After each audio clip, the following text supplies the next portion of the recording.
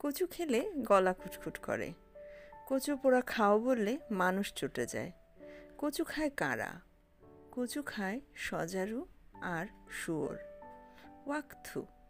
সজারুটা আবার ফ্যাক ফ্যাক করে কাঁদতে যাচ্ছিল, কিন্তু কুমির এসেই প্রকাণ্ড বই দিয়ে তার মাথায় এক থাবড়া মেরে জিজ্ঞেস করলো, দলিলপত্র সাক্ষী সাবুত কিছু আছে? সজারু ন্যাড়ার দিকে তাকিয়ে বলল, ওই তো, ওর হাতে সব দলিল রয়েছে। বলতে বলতেই কুমিরটা ন্যাড়ার কাছ থেকে একতারা গানের কাগজ কেড়ে নিয়ে হঠাৎ এক জায়গা থেকে পড়তে লাগলো। একের পিছে দুই, গোলাপ চাপা জুই, পান বাঁধানো ভুই, চৌকি চেপে শুই, ইলিশ মাগুর কই, গোবর জলে ধুই, পোটলা বেঁধে থুই, হিঞ্চে পালং পুই, কাঁদিস কেন তুই? সজারু বলল, আহা, ওটা কেন? ওটা তো নয়। কুমির বলল, তাই নাকি? আচ্ছা দাঁড়াও। এই বলে সে আবার একখানা কাগজ নিয়ে পড়তে লাগলো। চাঁদনি রাতের পেতনি পিসি সজনে তলায় খোঁজ নাড়ে, থ্যাতলা মাথা হ্যাংলা শেথা হাড় কচাকচ ভোজ মারে, চালতা গাছে আলতা পড়া নাক ঝুলানো শাকচুনি, মাকড়ি নেড়ে হাঁকড়ে বলে, আমায় তো কেউ ডাকছেনি। মুন্ডু ঝোলা উল্টো বুড়ি ঝুলছে দেখো চুল খুলে, বলছে দুলে মিনসেগুলোর মাংস খাবো তুলতুলে। সজারু বলল, দূর ছাই, কি যে পড়ছে তার ঠিক নেই। কুমির বলল, তাহলে কোনটা? এইটা? দই দম্বল, টেকো অম্বল, কাঁথা কম্বল, করে সম্বল, বোকা ভম্বল, এটাও নয়? আচ্ছা তাহলে দাঁড়াও দেখছি। নিঝুম নিশুত রাতে একা শুয়ে তেতালাতে খালি খালি খিদে পায় কেন রে? কি বললে? ওসব নয়, তোমার গিন্নির নামে কবিতা।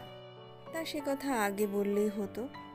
এই তো রামভজনের গিন্নিটা, বাপরে যেন সিংহীটা, বাসন নাড়ে ঝনার্ঝন, কাপড় কাচে দমাদ্দম। এটাও মিলছে না। তাহলে নিশ্চয়ই এটা? খুসখুসে কাশি, ঘুষঘুষে জ্বর, ফুসফুসে ছেঁদা, বুড়ো তুই মর, মাঝরাতে ব্যথা, পাঁচ রাতে বাত, আজ রাতে বুড়ো হবি কোপকাত। সজারুটা ভয়ানক কাঁদতে লাগলো। হায় হায়, আমার পয়সাগুলো সব জলে গেল। কোথাকার এক আহাম্মক উকিল দলিল খুঁজে পায় না।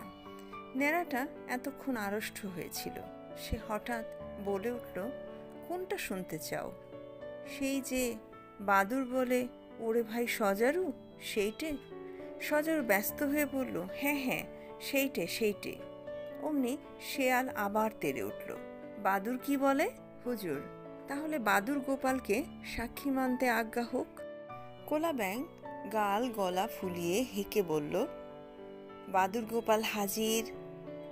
সবাই এদিক ওদিক তাকিয়ে দেখল, কোথাও বাদুর নেই।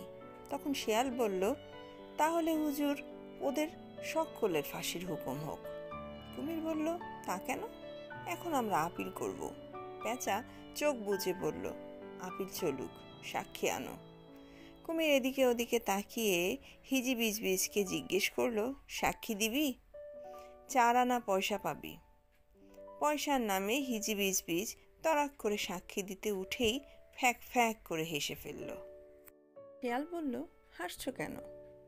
হিজিবিজবিজ বলল, একজনকে শিখিয়ে দিয়েছিল, তুই সাক্ষী দিবি যে বইটার সবুজ রঙের মলাট, কানের কাছে নীল চামড়া, আর মাথার উপর লাল কালির ছাপ।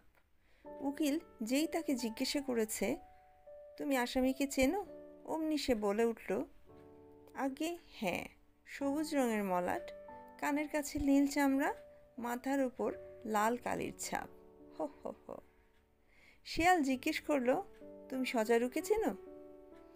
হিজিবিজবিজ বলল, হ্যাঁ, সজারু চিনি, কুমির চিনি, সব চিনি।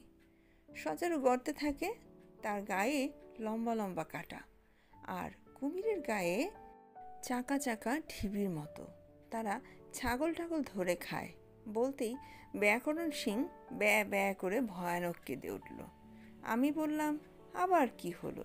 ছাগল বলল, আমার সেজ মামার আধখানা কুমিরে খেয়েছিল, বাকি আধখানা মরে গেল। আমি বললাম, গেল তো গেল, আপদ গেল, তুমি এখন চুপ করো। শিয়াল জিজ্ঞেস করলো, তুমি মোকদ্দমার কিছু জানো? হিজিবিজবিজ বলল, তা আর জানি নে। একজন নালিশ করে, আর একজন উকিল থাকে, আর একজনকে আসাম থেকে ধরে নিয়ে আসে, তাকে বলে আসামি। আরও একজন উকিল থাকে, এক এক দিকে 10 জন করে সাক্ষী থাকে, আর একজন জজ থাকে, সে বসে বসে ঘুমোয়। পেঁচা বলল, কখনো আমি ঘুমোচ্ছি না, আমার চোখে ব্যারাম আছে, তাই চোখ বুজে আছি। হিজিবিজবিজ বলল, আরও অনেক জজ দেখেছি, তাদের সকলেরই চোখের ব্যারাম, বলেই সে ফ্যাক ফ্যাক করে ভয়ানক হাসতে লাগলো। শিয়াল বলল, আবার কি হলো? হিজিবিজবিজ বলল, একজনের মাথার ব্যারাম ছিল, সে সব জিনিসের নামকরণ করত। তার জুতোর নাম ছিল অবিমিশ্রকারিতা, তার ছাতার নাম ছিল প্রত্যুৎপন্নমতি, তার গাড়ুর নাম ছিল পরম কল্যাণ বরেশু। কিন্তু যেই তার বাড়ির নাম দিয়েছে কিং কর্তব্য বিমূঢ়, অমনি ভূমিকম্প হয়ে বাড়ি টাড়ি সব পড়ে গিয়েছে। শেয়াল বলল, বটে, তোমার নাম কি শুনি? সে বলল, এখন আমার নাম হিজিবিজবিজ।